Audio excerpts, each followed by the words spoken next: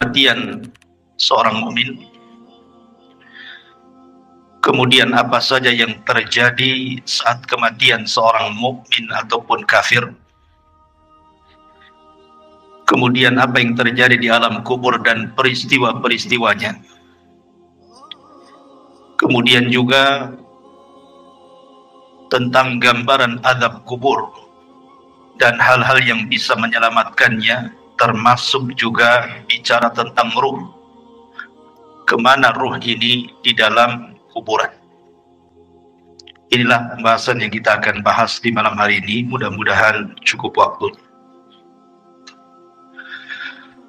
Ma'asyiral muslimin yang dimuliakan Allah Subhanahu wa taala, ada 4 perkara kemana seorang mukmin itu harus mengingat sebuah kematian. Pertama, karena mengingat kematian bisa menjauhkan kita dari maksiat kepada Allah Subhanahu wa ta'ala. Karena orang yang tidak pernah mengingat mati, maka orang akan terbiasa melakukan maksiat. Karena dia pikir bahwa tidak ada kehidupan setelah kematian. Kemudian yang kedua, orang yang selalu mengingat kematian akan mempermudah untuk segera bertobat dan juga melakukan amal saleh. Kemudian yang ketiga, mengingat kematian adalah hal yang bisa mendatangkan rasa takut, sehingga orang tidak mungkin merasa aman dari azab kubur, dan dia akan berusaha untuk menghindarkan diri dari setiap penyebab yang akan menjerumuskan dari azab kubur. Tentu yang terakhir, mengingat kematian karena kematian sebuah kepastian, datangnya tanpa pemberitahuan, dan kematian bukan akhir dari sebuah perjalanan.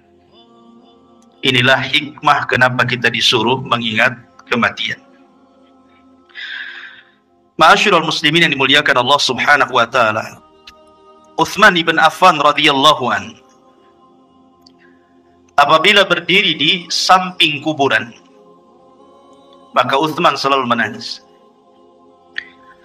Tetapi kalau Utsman dibicarakan tentang kondisi neraka dan azabnya, maka Utsman ibn Affan biasa-biasa saja.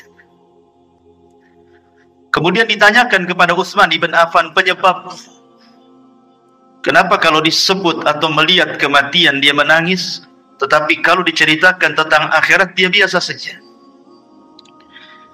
Maka jawaban Utsman ibn Affan radhiyallahu an mengutip sabda Nabi sallallahu alaihi wasallam. Kata Nabi sallallahu alaihi wasallam, kata Utsman, "Innal qabra awwalu manazilil akhirah. Fa in naja minhu fama ba'dahu aisaru minhu. Wa illam yanju minhu fama ba'dahu asyaddu minhu."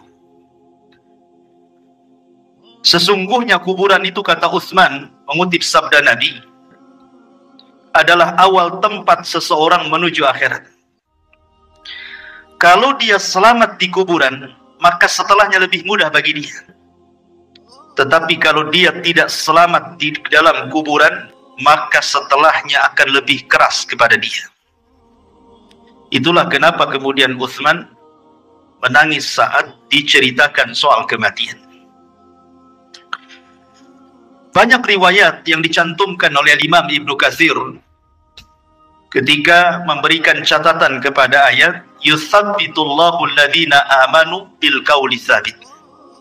Allah tetapkan jawaban bagi orang-orang yang beriman dengan jawaban yang mantap saat fitnah kubur.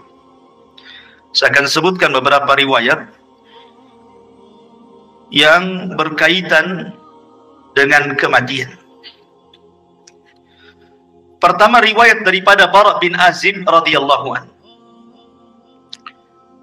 Suatu ketika kata Bara bin Azib radhiyallahu an, kami keluar bersama Nabi sallallahu alaihi wasallam mengiringi jenazah seorang laki-laki dari Ansar. Maka ketika galian kubur itu sudah digali dan belum sampai kepada lahatnya, maksudnya lubang kedua dalam kuburan disebut lahat, maka Nabi SAW kemudian duduk, dan kami pun duduk, kata Bara ibn Azib radhiyallahu anhu. Kemudian kata Nabi SAW, ista'idhu billahi min adzabil qabr. Mintalah perlindungan kepada Allah dari azab kubur. Rasul SAW menyebutnya marrataini aw thalathan, 3 kali. Kemudian Rasul menceritakan tentang ruhnya seorang mukmin. Kata Nabi SAW, innal abda al-mu'mina idza kana fi inqita'i minad dunya wa ikbali minal akhirati nazala ilaihi malakun minas sama bidul wujuh ka'anna wujuhahumus syamsu. Apabila seorang hamba mukmin, kata Rasul, ketika dia hendak berpisah dari dunia dan menghadap akhirat, maka turun malaikat dari langit yang berwarna sangat putih sekali. Wajah-wajah malaikat ini sangat putih.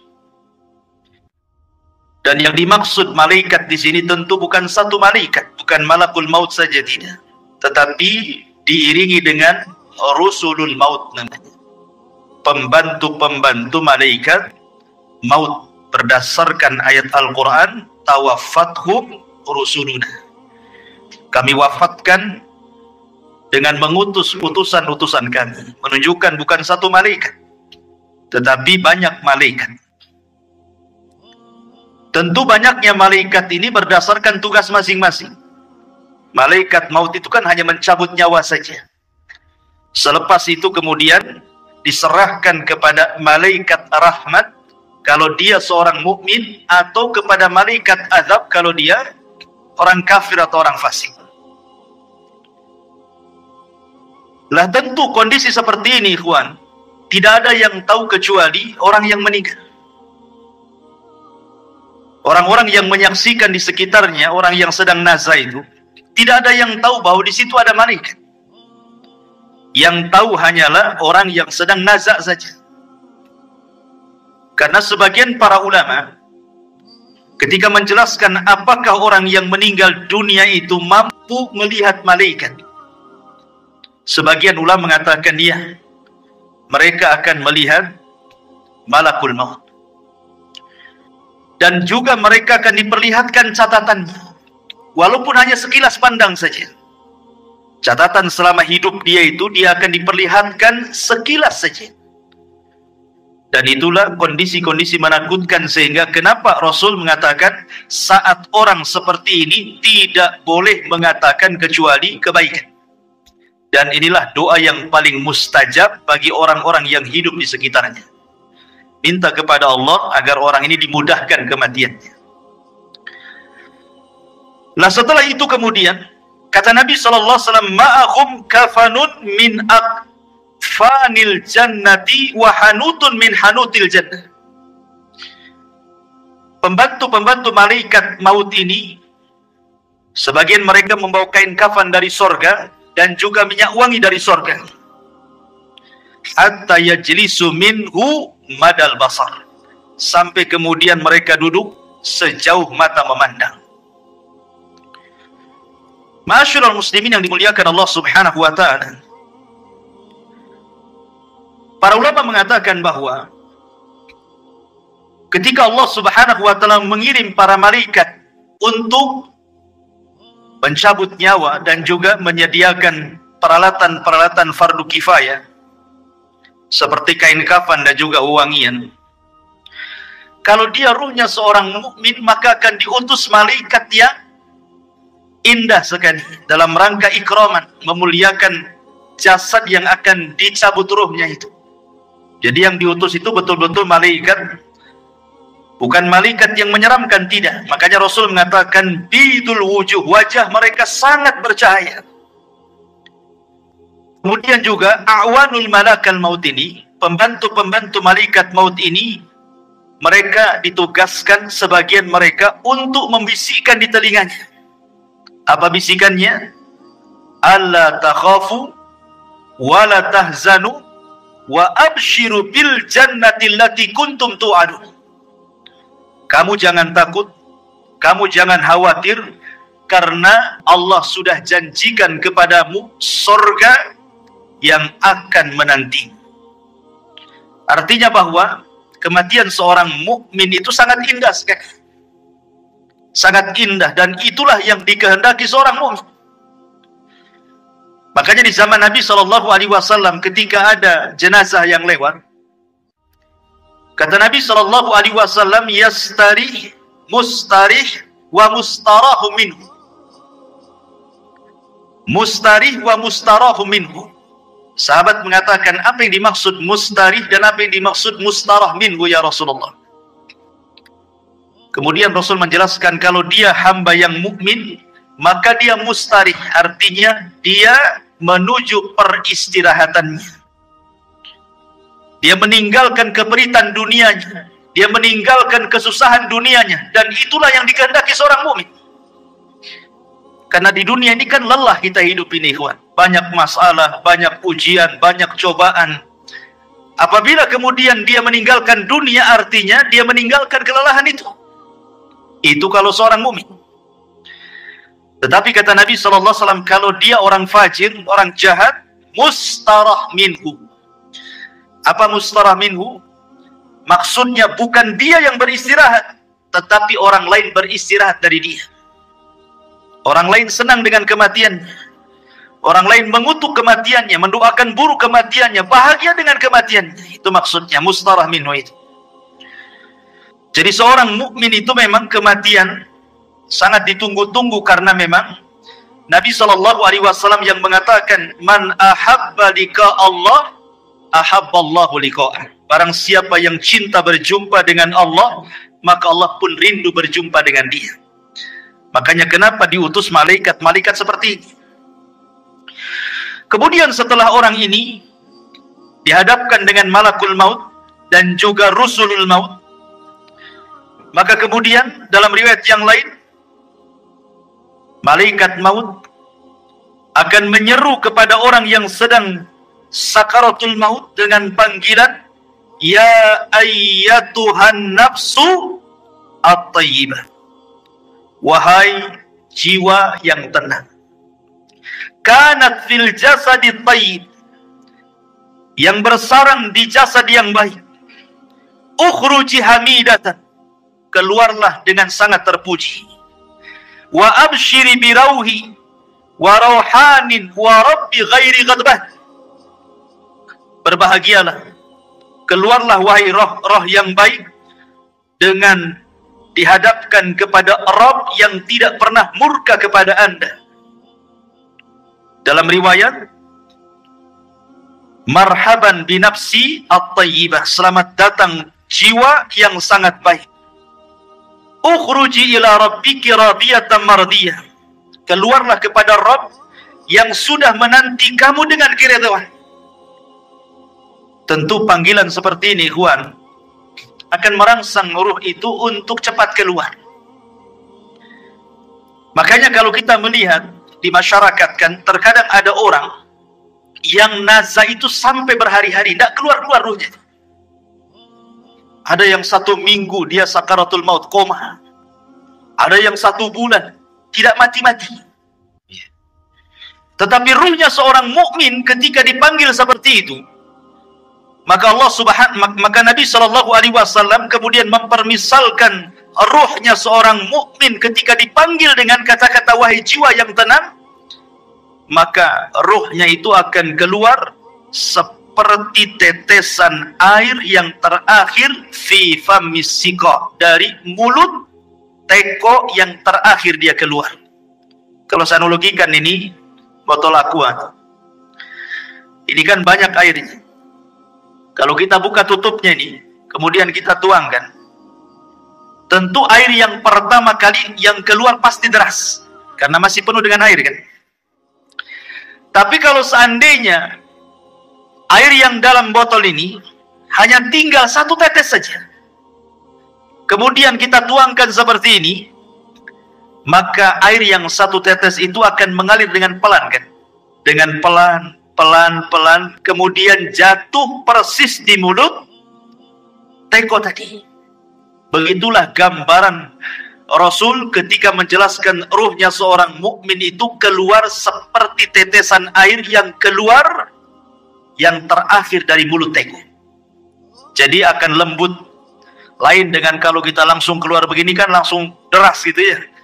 Tapi kalau tetesan yang terakhir kan lembut keluarnya. Pelan, tapi pasti kemudian keluar. Begitulah Rasul menggambarkan ruhnya seorang mukmin apabila dicabut oleh Allah lewat para malaikat maut ini. Ma'asyiral muslimin yang dimuliakan Allah Subhanahu wa taala. Kemudian kata Nabi sallallahu alaihi wasallam, setelah ruh itu dicabut, ingat malakul maut itu hanya mencabut ruh saja. Tugas dia selesai sampai di sini.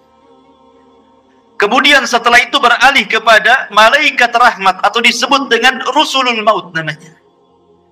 Lah rusulul maut inilah yang kemudian mengambil alih ruh tersebut, kemudian meletakkan di kain kafan yang sudah disediakan dari sorga. Kemudian wewangian yang semerbak laksana minyak misik dalam riwayat. Jadi baunya itu membumbung sampai ke langit. Sehingga setiap malaikat yang mencium baunya di langit itu, mereka akan bertanya, ruhnya siapa ini? Maka malaikat yang membawa ruh ini akan menyebut nama dengan nama yang dia sukai dipanggilnya di dunia dan mengatakan ruhnya fulan ibnu fulan. Maka semua malaikat di langit memuji ruh ini. Kemudian ruh ini diangkat sampai ke langit pertama. Maka kemudian penjaga pintu langit pertama membuka pintunya, kemudian naik ke langit pertama. Semua malaikat di langit pertama mendoakan ruh ini. Kemudian naik ke langit kedua, seluruh malaikat di langit kedua mendoakan ruh ini. Sampai kemudian melewati langit ketujuh. Tidak dijelaskan sampai di mana ruh ini dinaikkan ke langit. Yang jelas dia melewati langit ketujuh. Wallahu alam sampai di mana, karena riwayatnya tidak dijelaskan. Kemudian setelah itu Allah berjumpa dengan ruh ini. Kemudian Allah Subhanahu wa taala katakan kepada malaikat yang membawa ruh ini, kembalikan ruhnya ke dalam jasadnya dengan baik. Catatannya angkat, letakkan di tempat yang paling tinggi yang disebut dengan Illiyin. Illiyin itu tempat yang paling tinggi yang ada di sorga. Letakkan catatannya di situ. Kemudian ruhnya kembalikan ke dalam jasadnya. Maka kemudian ruh itu ke dalam jasadnya dikembalikan. Lah saat seperti ini, ketika ruh ini diterbangkan ke langit, disitulah manusia sedang memandikan jenazah ini. Kemudian mengkafani jenazah ini. Kemudian menyolati jenazah ini. Kemudian mendoakan jenazah ini. Sampai kemudian ke dalam kubur. Kemudian meletakkan di liang lahat, kemudian dipendam kuburannya. Jadi saat proses fardu kifayah itulah ruh naik ke langit. Jadi manusia sedang sibuk memandikan, mengkafankan, menyolatkan, menguburkan, maka ruh punya kesibukan sendiri karena dia sedang menghadap Allah Subhanahu wa ta'ala. Nah kemudian ketika selesai sudah penguburan, barulah kemudian ruh itu dihantar kembali ke dalam kuburnya. Lah ketika ruh dengan jasad ini kemudian kembali, disitulah orang yang ada di kubur ini sempat mendengar pembicaraan orang-orang yang di atas kuburan. Termasuk suara terompahnya, suara sandalnya, dia mendengarnya. Termasuk apa yang dibicarakan di atas itu dia sempat mendengarnya. Apakah dia sedang menangis? Apakah sedang mencela, ataukah sedang memuji, ataukah sedang berbicara tentang hal-hal tentang dia? Dia semua dengar. Dan itu berdasarkan riwayat Umar bin Khattab radhiyallahu an pernah bercerita ketika Nabi SAW selesai perang Badar. Kemudian pemimpin Quraisy itu semua mati di perang Badar dan dimasukkan ke dalam sumur yang tidak berpenghuni, yang disebut dengan Qalibu Badri. Kemudian Nabi SAW 3 hari menetap di Badar setelah kemenangannya, mulai dari tanggal 17 Ramadan sampai tanggal 20 Ramadan. Kemudian Nabi SAW menghampiri sumur yang dilempar jasad-jasad para pembesar orang kafir, Abu Jahal, Umayyah, kemudian Al-Walid, dan semua pembesar Quraisy yang dimasukkan ke dalam sumur itu. Kemudian Nabi SAW mengatakan dengan menyebut satu persatu namanya, wahai Fulan, wahai Abu Jahal, wahai Uqbah, wahai Umayyah, disebutkan satu-satu. Kemudian Rasul mengatakan, hal wajadtu ma wa'adakum haqqa laqad wajadna ma wa'adana rabbuna haqqa, kata Rasul. Wahai Abu Jahal dan para pembesar Quraisy yang lainnya, apakah kalian sudah mendapatkan yang kalian janjikan ketika kalian berada di dunia? Kata Nabi SAW, sungguh kami sudah mendapatkan apa yang Allah janjikan kepada kami hari ini berupa kemenangan. Umar bin Khattab radhiyallahu anhu ketika itu merasa heran kenapa Rasul berbicara dengan sumur yang di situ jasad-jasadnya pembesar orang-orang Quraisy itu. Kata Umar, ya Rasulullah, bukankah mereka sudah jadi bangkai? Mereka tidak akan mendengar ucapan. Tapi Nabi SAW mengatakan, ya Rasulullah, ketika Umar mengatakan, atukallimu amwatan, kenapa kau bicara dengan orang mati? Maka Rasul mengatakan, wallahi ya Umar, ma antum asma lima aqulu lahum. Kalian tidak lebih mendengar dibandingkan orang-orang yang ada dalam sumur ini kepada ucapan.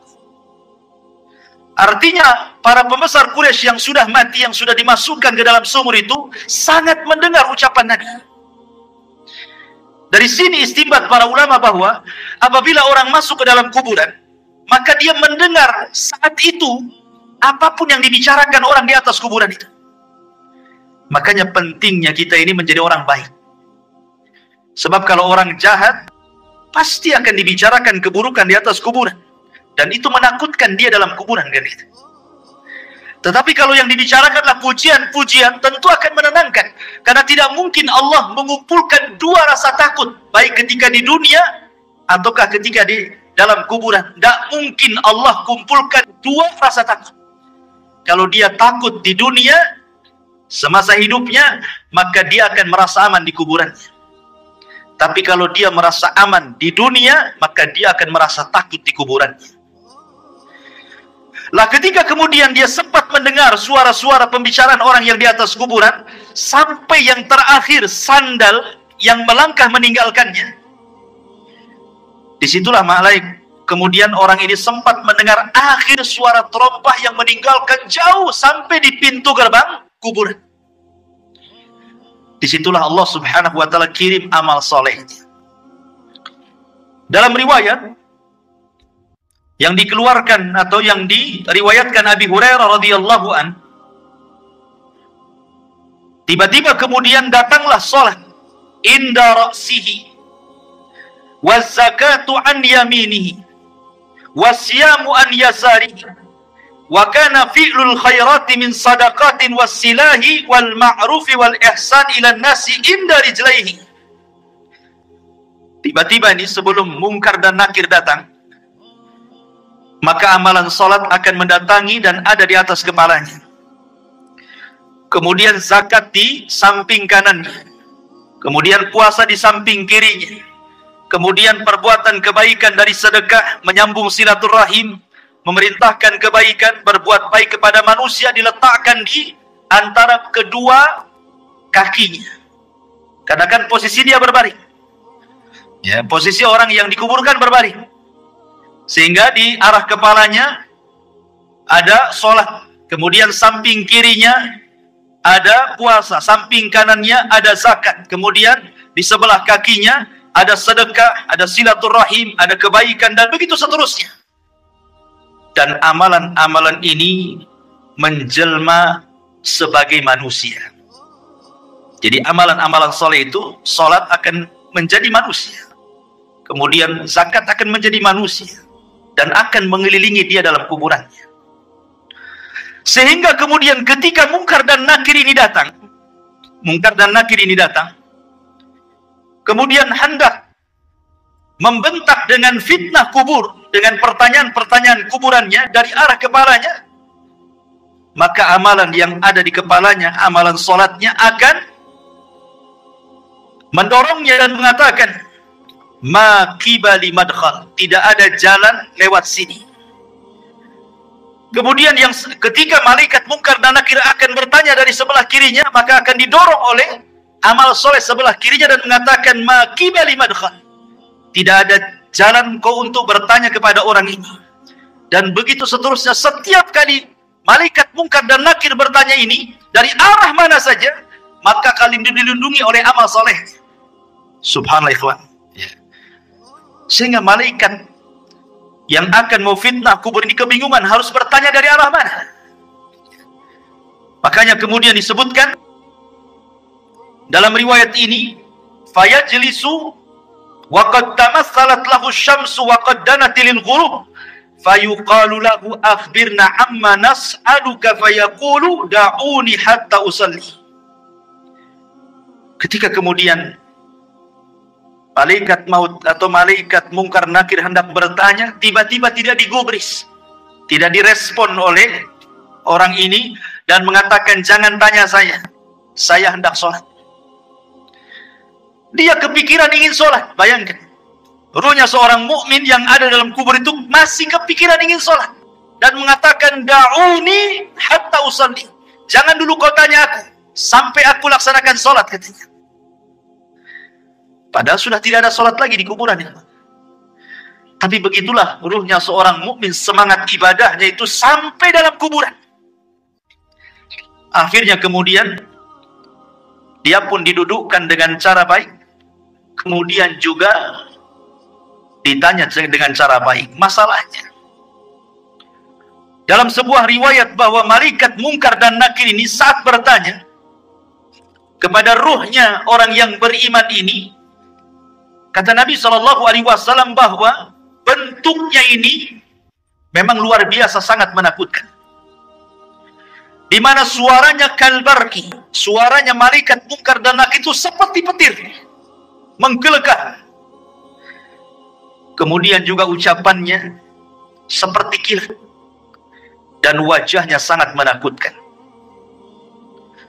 Dari sini ikhwatul fillah, pertanyaan semudah apapun dalam kondisi takut pasti akan sulit dijawab, kan? Anda saya tanya dengan pertanyaan-pertanyaan, tetapi kemudian setelah itu saya bunuh Anda. Pamannya saya letakkan pistol di kepala, kemudian saya tanya dengan beberapa soalan. Ketika rasa takut menguasainya, soalan semudah apapun akan sulit dijawab.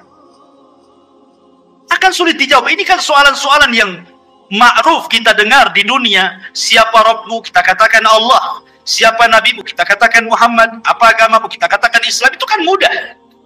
Mudah soalan ini. Tetapi dalam kondisi takut ikhwatu fiddin, walaupun soalan-soalan ini mudah dijawab, belum tentu orang bisa menjawab. Karena memang suara malaikat ini yang bertanya kepada orang ini luar biasa. Suaranya seperti kilat menggelegar. Wajahnya menakutkan. Di sini Allah Subhanahu wa taala berikan hidayah kepada ruhnya seorang mukmin, kepada hamba seorang mukmin, dan Allah katakan yutsabbitullahu alladzina amanu bil qauli tsabit. Allah akan tetapkan jawaban orang-orang yang beriman dengan jawaban yang mantap.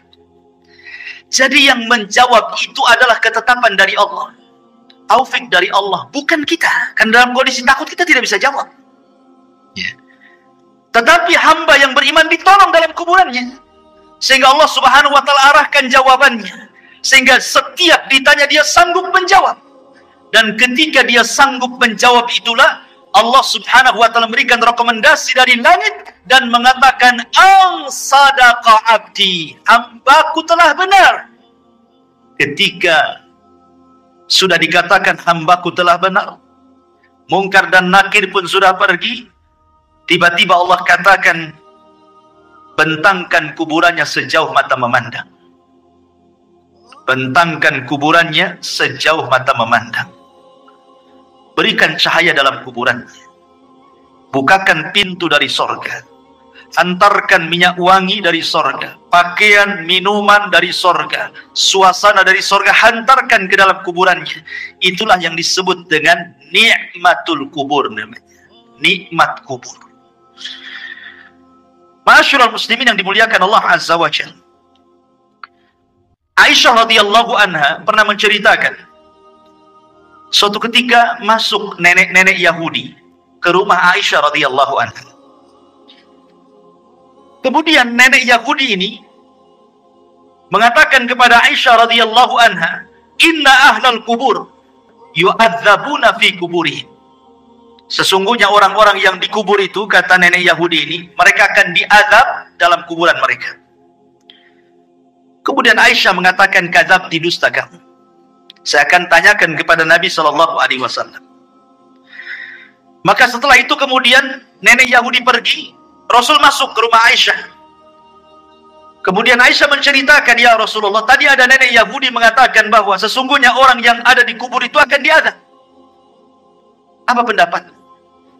Kata Rasul SAW, "Kadzaban, dia sudah berdusta." Tiba-tiba kemudian wahyu turun, memberitahu dan membenarkan ucapan orang Yahudi atau nenek Yahudi itu. Kemudian kata Nabi SAW, "Ya." Kemudian Rasul mengatakan, "Inna hadhil ummah tubtala fi kuburihim." Telah benar ucapan nenek Yahudi itu, karena setiap umat itu akan diuji dalam kuburannya. Maksudnya akan diuji dalam kuburannya, akan diberikan fitnah yang sangat menakutkan. Disinilah Nabi SAW mengatakan bahwa kuburan itu awal tempat seseorang menuju akhirat. Lihat, bayangkan fitnah kubur ini kan menyeramkan, ikhwan. Di mana suara malaikat menggelegar seperti petir, kemudian lisannya seperti kilat, wajahnya menakutkan. Apakah kita sanggup melewati fitnah kubur ini? Makanya saking dahsyatnya fitnah kubur ini, sampai-sampai Nabi SAW memberikan irsyad kepada kita, setiap kita sholat sebelum salam, kita berlindung dari azab kubur. Apa kata Nabi SAW? "Allahumma inni a'udzubika min azabi jahannam wa min azabil qabri." Tidak cukup wa min azabil qabri, wa min fitnatil mahya wal mamat. Dari fitnah kehidupan dan kematian. Fitnah kematian artinya fitnah kubur. Anda sangat mengkhawatirkan. Makanya wajar kalau seandainya Nabi SAW memerintahkan para sahabat saat kemudian menguburkan jenazah, disuruh minta dua perkara. Dan ini sunnah bagi antum yang mengantarkan jenazah ke kuburan. Ini jadi sunnah. Setiap antum mengantarkan jenazah ke kuburan, kemudian menguburkannya dan selesai penguburan, dua doa yang disunnahkan oleh Rasul sebelum antum pulang. Pertama, istaghfiru li akhi. Mintalah kepada Allah ampunan akan dosa saudara kita yang ada di kuburan ini. Yang kedua, minta kepada Allah ketetapan supaya dia sanggup menjawab. Itu saja. Itu sunnah dua, jangan pernah ditinggalkan. Jangan kita hantarkan mayat ke kuburan, setelah dikuburkan kita pulang. Enggak begitu sunnahnya.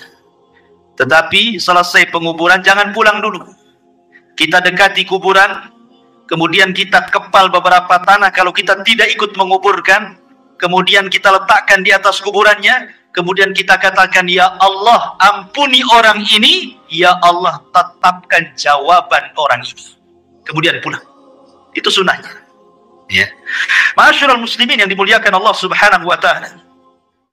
Kembali kepada hadis Nabi SAW. Kemudian Nabi SAW mengatakan, adapun ruhnya orang fajir, orang jahat, orang kafir, orang fasik, maka kemudian malaikat maut ini akan menyerukan dengan kalimat-kalimat yang sangat menakutkan saat kematiannya. Dia mengatakan, "Ya ayyatuhan nafsul khabithah, kanat fil jasadil khabithi, ukhruji zamimatan wa abshiri bihamimin wa ghassab." Subhanallah. Malaikat maut mengatakan, "Wahai ruh yang jahat, yang hinggap di jasad yang jelek, keluarlah secara tercela. dan habarkanlah dengan neraka yang menyala-nyala dan juga dengan nanah penduduk neraka. Coba bayangkan panggilannya. Wahai jiwa yang buruk, yang bersarang di jasad yang buruk, keluarlah secara tercela dan habar gembirakan dengan neraka yang menyala-nyala dan darah dan nanah penduduk neraka yang sudah menunggunya. Keluar kamu. Ini panggilan menyeramkan, ikhwan. Makanya kenapa kemudian ruhnya orang-orang yang tidak beriman itu tidak mau keluar, sehingga terkadang nazak berhari-hari, berminggu-minggu, berbulan-bulan tidak mau keluar dia tersiksa itu dengan ruh yang ada dalam badannya, sampai-sampai Nabi SAW ke pisau yang berbentuk bengkok, mungkin bahasa kitanya seperti cerulit, ya, ada pisau berbentuk bengkok seperti ini.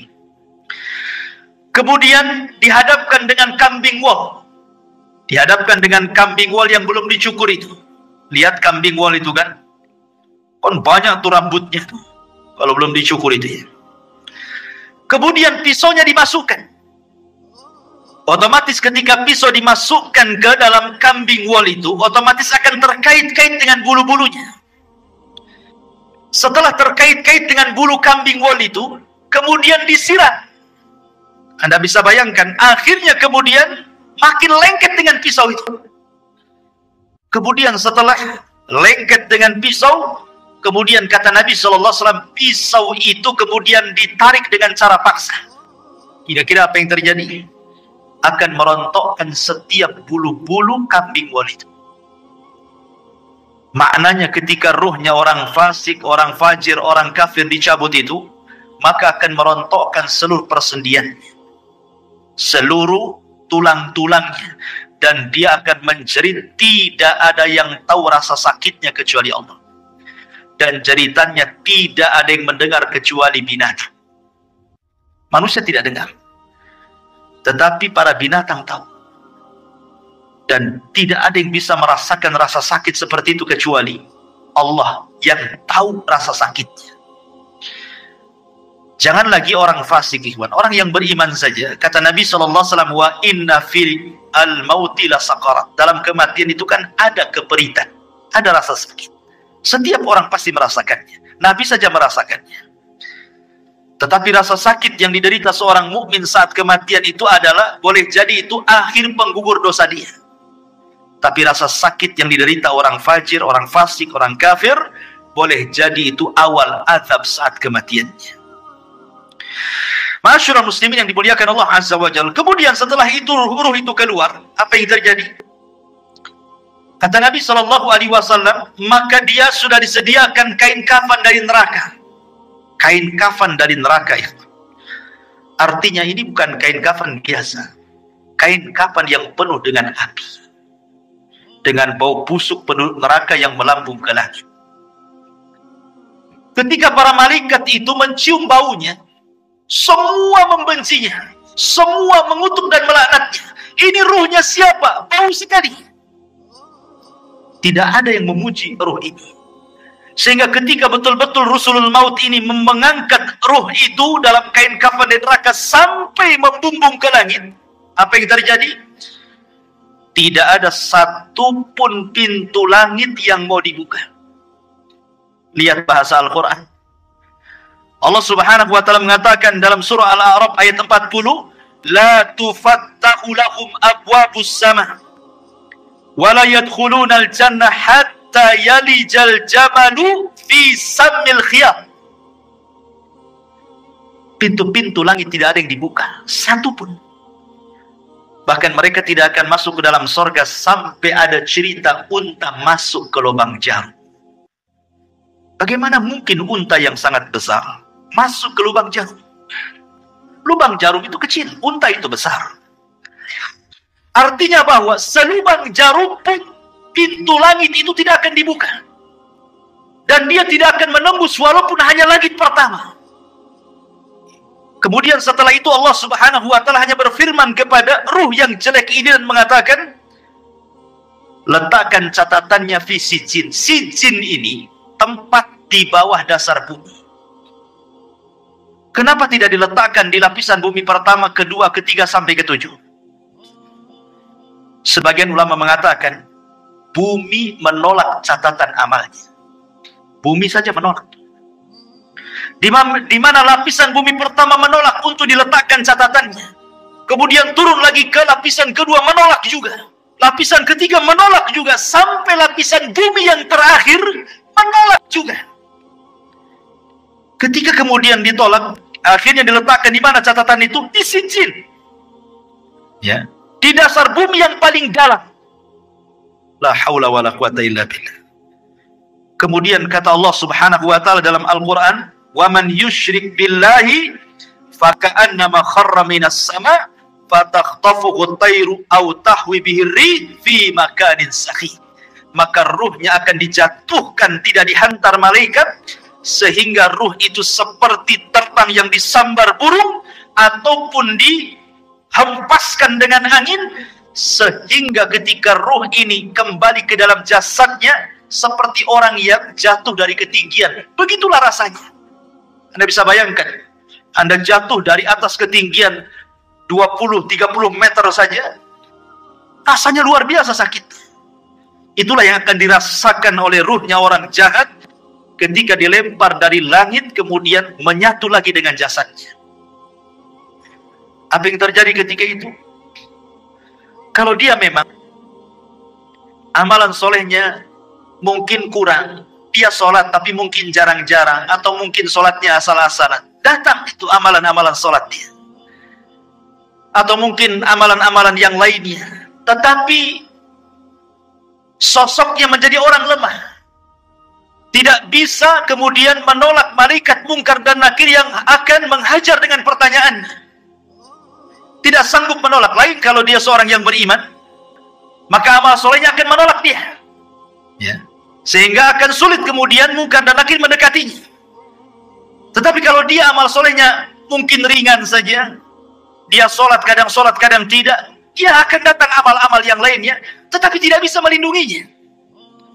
Sehingga dengan mudah mungkar dan nakir itu dalam kondisi sudul wujuh, kata Rasul, sangat buruk sekali wajahnya, hitam kelap, kemudian membentak dengan suara petir, dengan suara kilat, menakutkan, sehingga ketika ditanya, man rabbuk, siapa Rabbmu, wa ma nabiyuk, siapa nabimu, wa ma dinuk, apa agamamu, pertanyaan ini ringan, tapi karena ketakutan yang bersangatan, dia pun tidak bisa menjawab dan mengatakan, wallahi la adri, aqulu kama qala an-nas wa fa'altu kama fa'ala an-nas.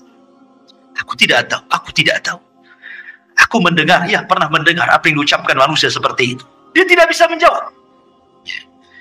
Ketika dia tidak bisa menjawab berkali-kali, apa yang terjadi?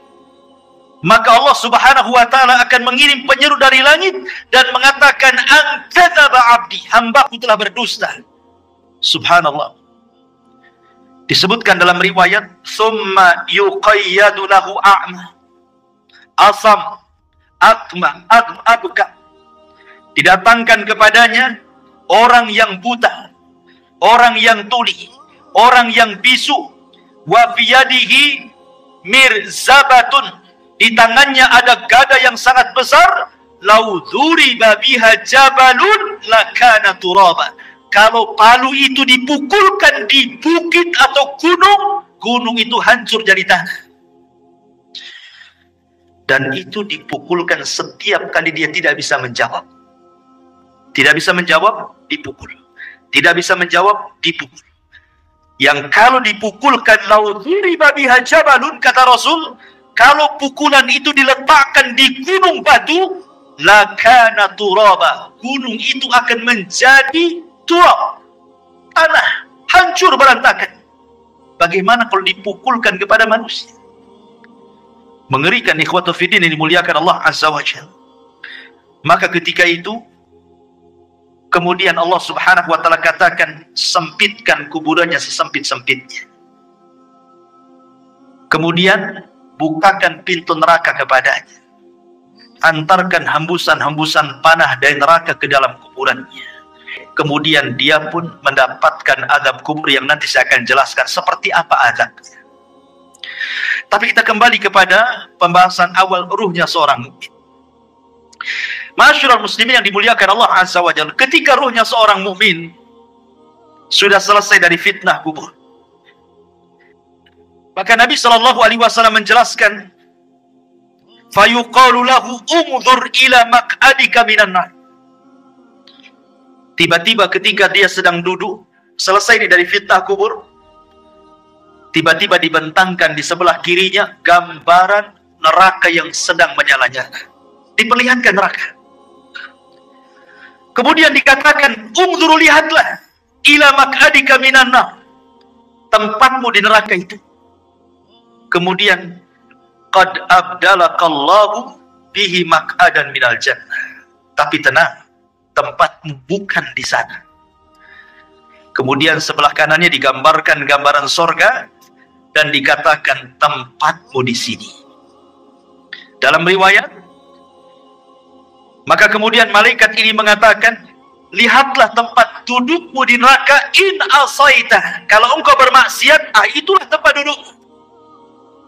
Tapi karena engkau yang beriman, maka tempat dudukmu bukan di sana. Kemudian tempat dudukmu di sini. Ketika dia melihat bagaimana surga dengan gambaran keindahannya diperlihatkan itu dalam kuburan itu, apa yang terjadi? Maka dia langsung berteriak dan mengatakan, ya Rabb, hakimisah, ya Rabb, tegakkan kiamat, supaya aku bisa kembali ke istana dan keluarga. Tetapi Allah Subhanahu wa Ta'ala mengatakan, belum, kiamat masih panjang. Dalam riwayat yang lain, nim naumatal arush, sebaiknya kau tidur seperti tidurnya pengantin baru. Sehingga ketika dia terbangun, seolah-olah dia tidur zuhur dan bangun asar, kiamat sudah dibangkitkan. Artinya kehidupan kuburan tidak akan terasa walaupun zaman berlalu. Anggaplah mungkin zaman dulu, zaman Nuh, orang-orang yang beriman itu meninggal dunia, sampai hari ini kan kiamat belum dikiamat-kiamatkan. Bagaimana kehidupan mereka? Rupanya mereka ditidurkan oleh Allah di atas kenikmatan yang disebut dengan nikmat kubur. Karena ruh mereka diberikan nikmat oleh Allah. Nanti ada pembahasan kemana ruhnya orang yang beriman dalam kuburan ini. Tapi jasadnya dikuburkan. Ya. Mereka tidak akan merasakan, sehingga ketika kiamat dibangkitkan baru dia tertidur. Terbangun dari tidurnya seolah-olah hanya setengah hari saja, mulai zuhur sampai asar dia tidur, kemudian dia terbangun. Rupanya Israfil sudah menyiapkan sangkakalanya untuk meniup sangkakala pertama kiamat, kehancuran alam semesta pertama dibangkitkan. Ma'asyiral muslimin yang dimuliakan Allah Subhanahu wa Ta'ala. Kemudian setelah kemudian orang yang beriman mendapatkan nikmat kubur, dan orang-orang fajir dan fasik mendapatkan azab kubur, di sana ada peristiwa yang tidak mungkin orang lepas. Apakah dia mukmin, apakah dia kafir, apakah dia fasik, apakah dia fajir, apakah dia sahabat Nabi ataukah bukan sahabat Nabi, ada peristiwa yang tidak bisa lepas dari manusia. Apa itu? Himpitan kuburan. Semua manusia akan dihimpit dalam kuburnya, tidak akan selamat. Mau bayi sekalipun yang belum punya dosa tetap akan dapat himpitan kuburan. Bahkan sahabat Nabi sekelas Sa'ad ibn Mu'ad, yang satu kabilah Aus masuk Islam karena dia. Kemudian saat kematiannya 70.000 malaikat tidak pernah turun dari langit, turun pula ke bumi untuk ikut memandikan jenazahnya. Tapi Rasul mengatakan, kalau ada orang yang selamat dari himpitan kubur, Sa'adlah orangnya. Tapi Sa'ad pun tidak selamat. Bayangkan, himpitan kubur tidak akan menyelamatkan siapapun. Mau sahabat Nabi atau bukan sahabat Nabi, mau orang yang beriman atau orang kafir, semua akan merasakan himpitan kuburan ini. Tapi sebagian para ulama membahas, tentu akan ada perbedaan himpitan bagi orang yang beriman dengan himpitan bagi orang kafir atau fasik. Sebagian ulama mengatakan adapun himpitan bagi orang yang beriman itu seperti ibu memeluk anaknya. Rasa kasih sayang seorang ibu kepada anaknya, seperti itulah bumi ketika menghimpit, laksana seorang ibu memeluk anaknya. Karena kita ini dari tanah dan akan kembali kepada tanah. Jadi tanah itu seperti ibu bagi kita. Sehingga ketika himpitan tanah itu menghimpit setiap jasad orang yang beriman, maka tidak akan merasakan rasa sakit sedikit pun, karena itu bentuk sayang seorang ibu kepada anak.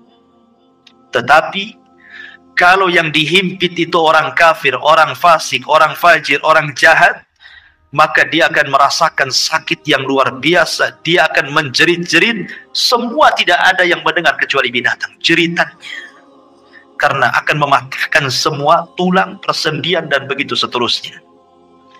Masyarul muslimin yang dimuliakan Allah Azza wa Jalla, inilah sekilas gambaran ruhnya orang mukmin, fasik, fajir, fasik, munafik, dan begitu seterusnya saat kematian. Kita masuk pada pembahasan yang kedua, tentang macam-macam azab kubur. Masyarul muslimin yang dimuliakan Allah Azza wa Jalla, azab kubur itu adalah sebuah hal yang wajib kita imani. Syekhul Islam Ibn Taimiyah rahimahullahu ta'ala mengatakan, وَقَدْ تَوَاتَرَتِ الْأَخْبَارِ an Rasulillah sallallahu alaihi wasallam bi thubuti adabil qabri. Kabar-kabar tentang adab kubur, kata Syekhul Islam Ibn Taimiyah, derajatnya sampai tingkat mutawatir. Jangan sampai diingkari, karena riwayatnya mutawatir. Artinya mutawatir itu banyak sekali riwayatnya.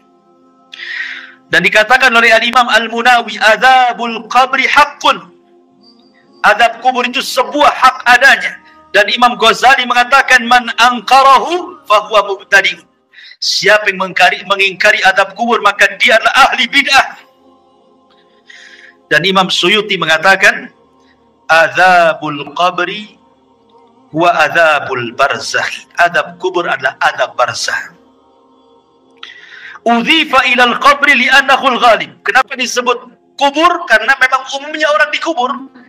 Tapi sebenarnya ini disebut dengan barzah. Barzah itu artinya penghalang tembok antara kehidupan dunia dengan kuburan. Makanya tidak akan bisa orang itu mengintip kehidupan kuburan. Kenapa? Karena ada barzah, tembok yang menghalangi antara kita dengan mereka. Walaupun Anda pasang CCTV sekalipun, kita letakkan CCTV dalam kuburannya, maka kita tidak akan mampu melihat mungkar, nakir, peristiwa apapun yang ada di kuburannya. Ingat, karena ada barzah tadi. Barzah itu penghalang antara kehidupan kita di atas bumi dengan kehidupan di bawah bumi.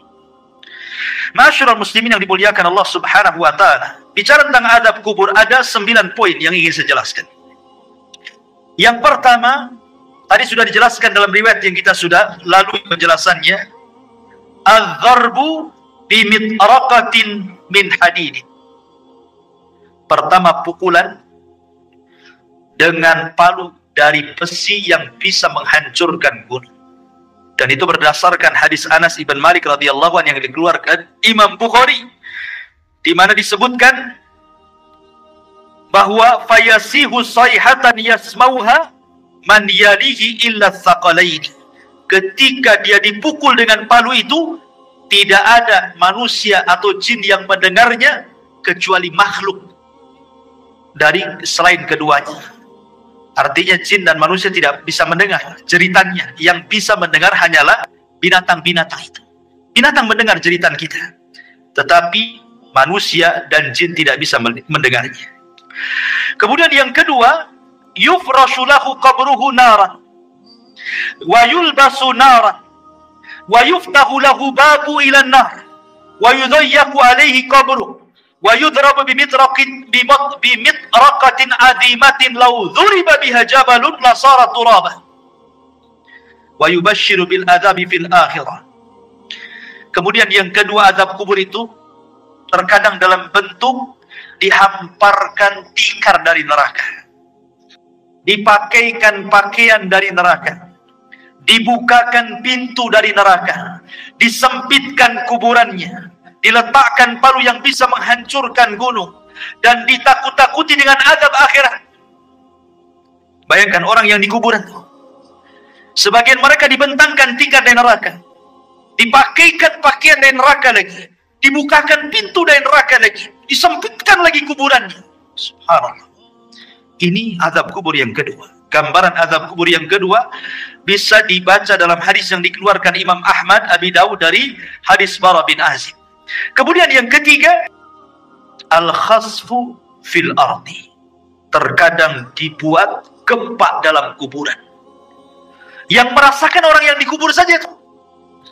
Kita di atas bumi tidak ada gempa, tapi yang ada di kubur itu merasa digempakan, seolah-olah dia kemudian bumi itu digempa-gempakan, dan dia merasakan seperti itu. Dan ini berdasarkan hadis Ibnu Umar radhiyallahu anhuma yang dikeluarkan Imam Bukhari dan Muslim.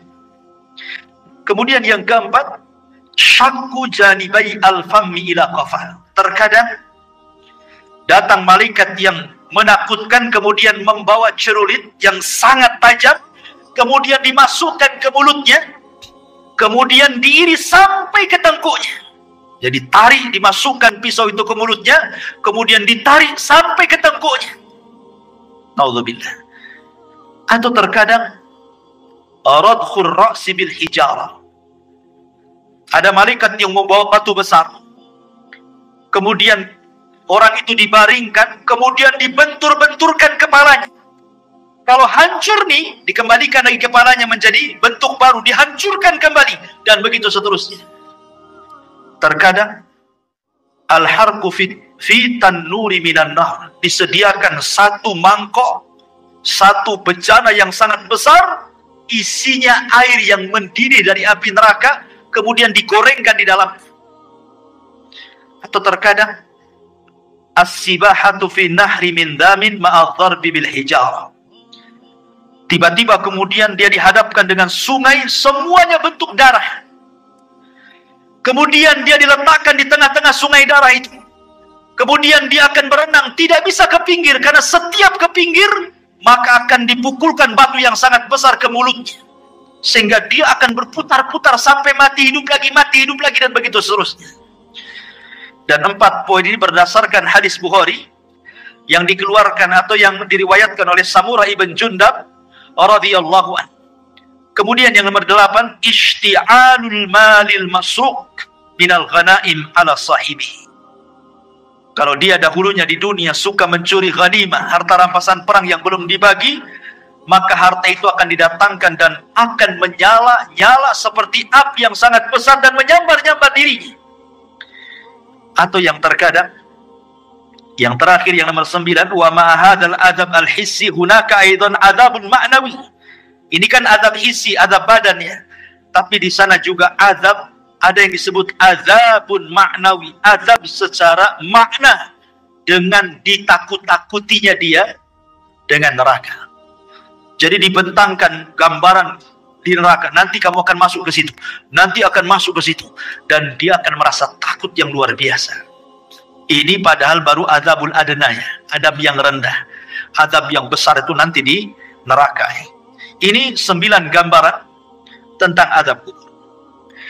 Adapun azab kubur sendiri, ikhwan, itu terbagi menjadi 2. Ada azab kubur itu yang azabun daim la yanqati'u ila qiyamis sa'ah. Azabnya terus sampai kiamat dibangkitkan, gak terputus.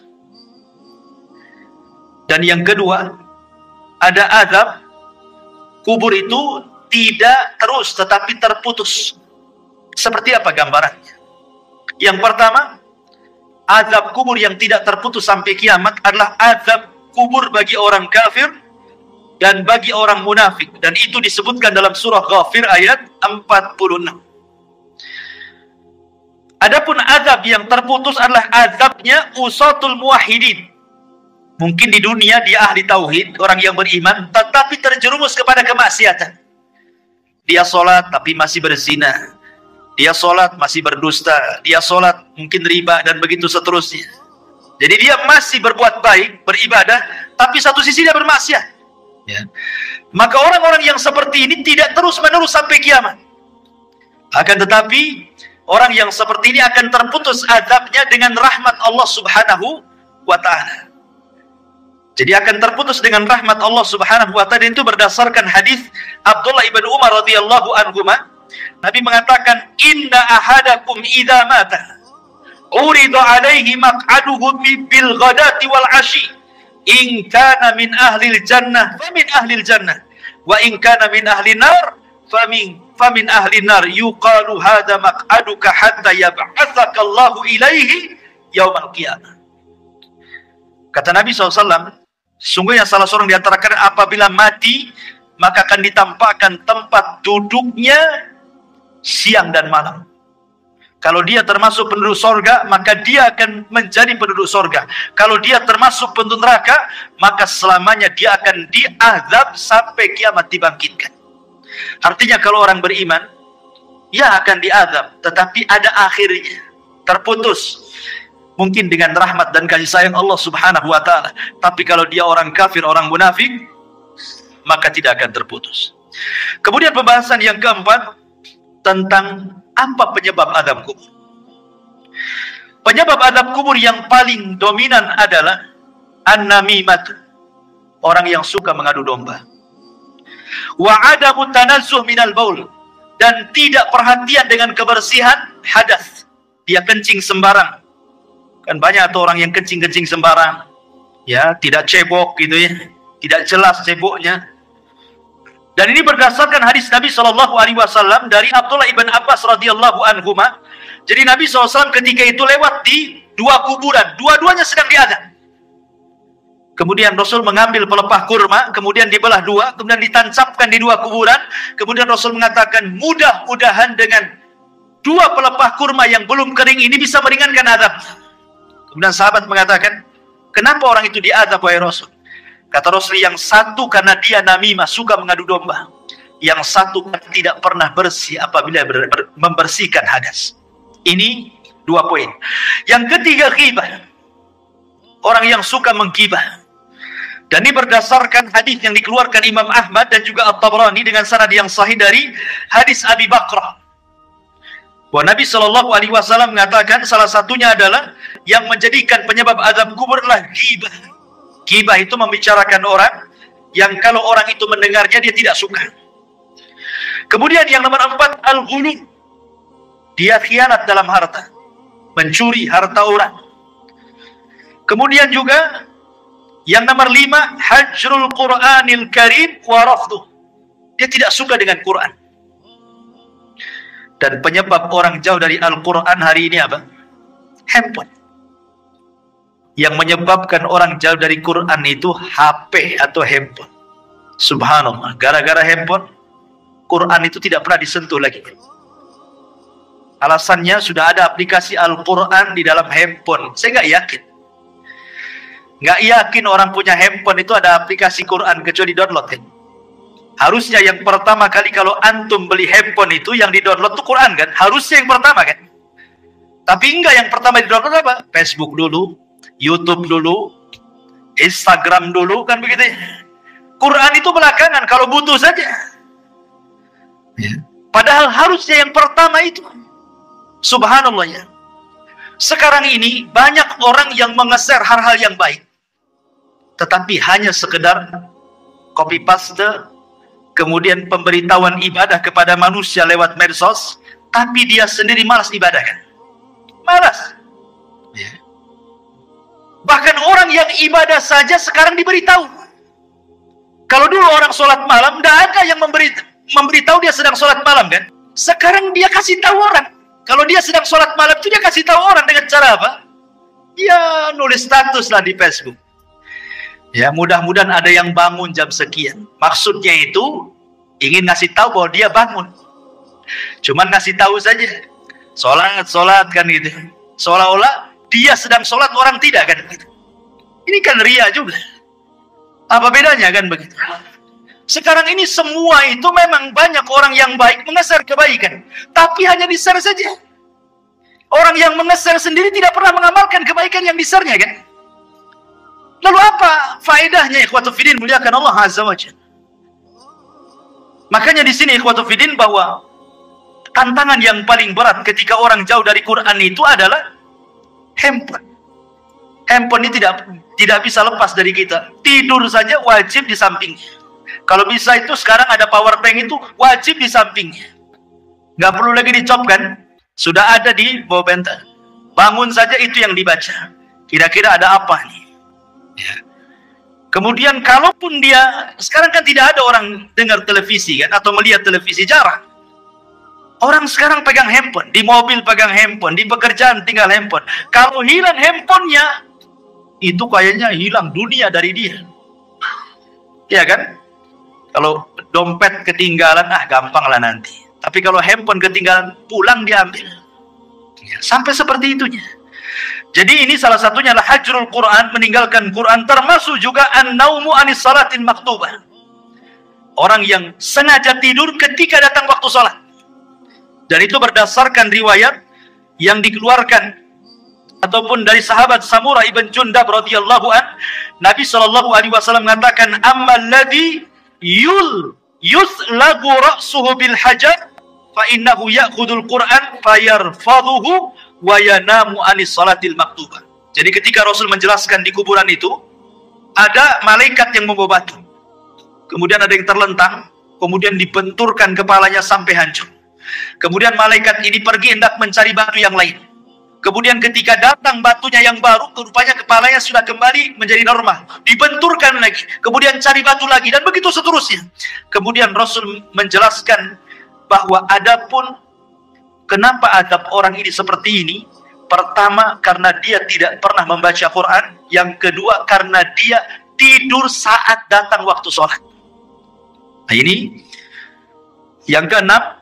Kemudian yang ketujuh al-kadhib, orang yang suka berdusta. Dan sekarang dusta ini paling mudah dilakukan dengan medsos. Sekali lagi kembali ke medsos, apalagi musim politik hari-hari. Musim politik ini jangan nge-share asal-asalan, karena terkadang untuk menjatuhkan lawan, terkadang menyebarkan berita hoax. Kita tidak tahu. Ya, contoh umpamanya akhir-akhir ini kita mendengar Saudi Arabia mengadakan pesta itu, Holywen itu apa itu ya, pesta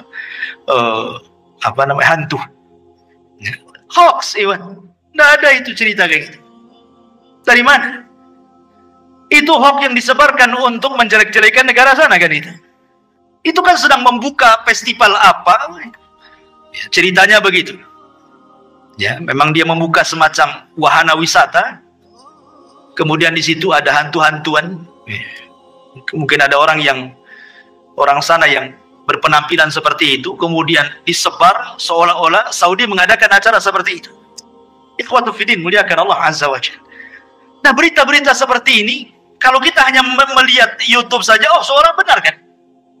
Ya. Ini berita hoax. Kadang-kadang kita mudah terpancing dengan berita-berita seperti ini. Hanya karena melihat YouTube saja kan? Nah, ini hati-hati. Ya. Kalau kita mungkin hanya sekedar membaca, oke lah. Tapi kalau kemudian sampai mengeser kan sama aja dengan hantu menyebarkan dusta kan? Nah itu kan hati-hati. Ini penyebab azab kubur terbesar hari ini adalah dusta. Karena orang berdusta paling mudah sekarang. Nulis status share, copy paste share, selesai. Dia tidak sadar bahwa dia sedang berdusta. Kalau dulu berdusta itu, paling 1-2 orang yang kena korbannya. Sekarang kita berdusta ini bisa ribuan orang kena korban, ikhwan. Dengan cara melihat itu semua kena dengan berita yang kita share. Nauzubillah. Ya. Dan ini kata Al-Hafidz Ibnu Hajar rahimahullahu taala, wa innama istahaqqa ta'dzib lima yarshau an tilka kadzbah. Bahwa kata Imam Al-Hafidz Ibnu Hajar rahimahullah mengatakan, sesuatu hal yang berhak mendapatkan azab kubur ketika seseorang mudah kemudian menyebarkan berita dusta. Kemudian yang nomor 8, zina berdasarkan hadis Samurah bin Jundab. Kemudian yang nomor 9, aklur riba, memakan dosa riba. Kemudian yang nomor 10, asyirku wal kufru, kesyirikan dan kekufuran. Termasuk juga niyahatul mayit. Niyahatul mayit itu maksudnya orang yang hidup, ketika ada yang meninggal orang yang dicintainya, dia pun meraung-raung, menjerit-jerit seolah-olah menolak takdir Allah. Ya. Seolah mertakdir. Ini bahaya karena membuat orang yang meninggal itu diazab. Kata Nabi SAW, yu'adzabul mayyitu bibukai ahlihi. Bahwa mayit akan diazab dengan tangisan orang yang hidup kepadanya. Karena antum wajib laki-laki yang menggunakan akalnya, kalau ada keluarga yang meninggal, nasihati. Biasanya wanita-wanita yang suka niyah, ya, nasihati mereka. Jangan menangis. Apa? Sebab dengan tangisan orang hidup itu menjadikan si mayat diadab masalahnya. Nah, ini juga termasuk daripada adab kubur. Dan banyak sekali. Kemudian secara singkat amal-amal yang bisa menyelamatkan dari adab kubur. Pertama, perbanyak baca surah Al-Mulku. Tabarakalladzi biyadihil mulku wa huwa ala kulli syai'in qadir. Perbanyak baca surat Al-Mulk. Kemudian yang kedua, perbanyak amal saleh. Kemudian yang ketiga, berdoalah agar kita diwafatkan di hari Jumat. Berdoa kepada Allah agar kita diwafatkan di hari Jumat dan kita bersabar saat ditimpa sakit. Kalau seandainya kita sabar saat sakit kemudian meninggal, boleh jadi itu husnul khatimah. Karena saat-saat orang sakit itu biasanya setan lebih dekat dibandingkan saat dia sembuh. Ingat, orang sakit itu lebih dekat dengan setan dibandingkan dengan Allah. Karena biasanya kalau orang sakit, ikhwan, apalagi kalau sudah bertahun, itu biasanya mudah putus asa. Terkadang di antara mereka lah sudah lebih mati saja daripada nyusahkan orang hidup, ya. Atau terkadang menolak takdir, kenapa saya terus yang sakit, kenapa kok gak disembuh-sembuhkan. Kemudian bayangannya macam-macam, akhirnya malas ibadah, ya. Kemudian juga istiqomah, dan istiqomah ini berat, ya. Tetapi inilah yang bisa menyelamatkan dari adab kubur. Kemudian juga al-mautu bimurabitan fi sabilillah, kematian saat menjaga perbatasan saat jihad. Kemudian juga yang paling penting berdoa kepada Allah Subhanahu wa taala dan senantiasa mengamalkan ketakwaan kepada Allah, dan yang paling penting lagi menjauhi sebab-sebab adab kubur yang tadi saya sebutkan tadi, ya, dusta, namimah, dan begitu seterusnya. Tapi pembahasan yang terakhir bicara tentang ruh. Kemana ruh saat manusia sudah selesai pertanyaan mungkar dan nakir, artinya selesai fitnah kubur, berarti masuk ke nikmat dan adab kubur, kan itu. Kemana ruh ini saat nikmat ataupun adab kubur? Baik, masyaallah muslimin yang dimuliakan Allah Subhanahu wa taala. Al-Imam Ibnul Qayyim rahimahullahu taala, beliau mengatakan dalam kitabnya Ar-Ruh, pembahasan di mana ruh ini. Pertama kita akan bagi tentang ruh ini. Ruh para nabi. Pertama, ruh para nabi. Ruh para nabi tentu berada fi a'lal illiyin, berada di tempat yang paling tinggi, yang disebut dengan rafiqil a'la. Karena Nabi SAW ketika meninggal dunia, kemudian malaikat maut mengatakan kepada Nabi dua pilihan, apakah engkau mau hidup terus di dunia dengan kegemilangan, kemenangan yang sudah diraih, ataukah mau menyusul teman-temannya di tempat yang paling tinggi di sorga. Maka Rasul mengatakan, Allahumma ila rafiqil a'la, saya memilih ke tempat yang paling tinggi di sorga. Jadi ruhnya para nabi berada di rafiqil a'la. Kemudian yang kedua, arwahus syuhada, ruhnya para syuhada, orang-orang yang mati syahid. Allah Subhanahu wa taala mengatakan dalam surah Al-Imran ayat 169, wala tahsabanna alladziina qutilu fi sabilillahi amwatan bal ahya 'inda rabbihim yurzaqun. Jangan kau sangka orang yang mati di jalan Allah itu mati, tidak, mereka hidup. Mereka mendapatkan rezeki di sisi Allah Subhanahu wa taala. Abdullah bin Mas'ud radhiyallahu anhu ketika bertanya tentang ayat ini kepada Nabi sallallahu alaihi wasallam, di mana ruhnya para syuhada? Maka Rasul mengatakan, arwahuhum fi ajwafi tairin adharin laha qanadilun mu'allaqatun bil arsy. Jadi ruhnya para syuhada berada di kendil-kendil, dibawa oleh ketiak burung sorga, kemudian diletakkan digantungkan di arsy Allah Subhanahu wa taala.